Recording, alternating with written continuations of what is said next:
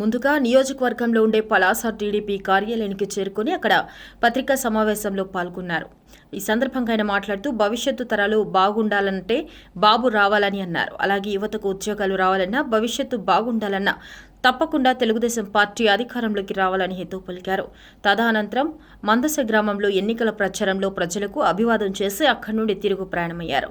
ఈ కార్యక్రమంలో కూటమి అభ్యర్థి గౌతు శిరీష, నాయకులు, కార్యకర్తలు తదితరులు పాల్గొన్నారు.